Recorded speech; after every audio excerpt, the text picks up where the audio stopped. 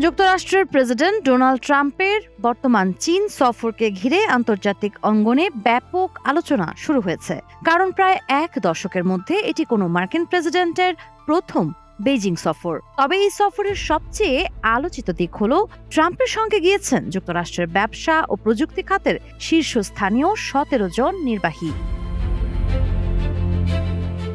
White house সূত্র জানিয়েছে, প্রতিনিধি দলে রয়েছেন Elon Musk, Tim Cook, Larry Fink সহ Meta, Visa, JP Morgan, Boeing, Blackstone ও কার্গিলের শীর্ষ কর্মকর্তারা।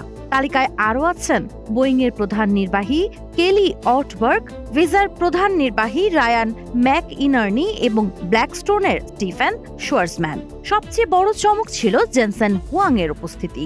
শুরুতে তার নাম তালিকায় না থাকলেও পরে তাকে এয়ারফোর্স ওয়ানে উঠতে দেখা যায়। এনভিডিয়া বর্তমানে যুক্তরাষ্ট্র চীন চিপ ও কৃত্রিম বুদ্ধিমত্তা প্রতিযোগিতার কেন্দ্রবিন্দুতে থাকায় তার সফর বিশেষ গুরুত্ব পাচ্ছে।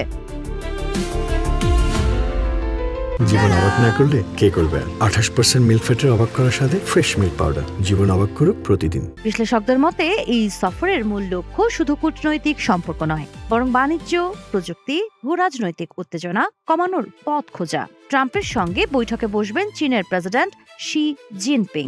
দুই দেশের মধ্যে দীর্ঘদিনের শুল্ক যুদ্ধ, প্রযুক্তি নিষেধাজ্ঞা ও চিপ প্রতিযোগিতা আলোচনার কেন্দ্রবিন্দুতে থাকবে।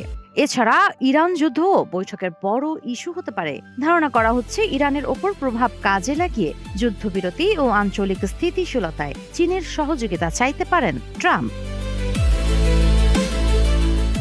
সাবা খান, নাগরিক প্রতিদিন।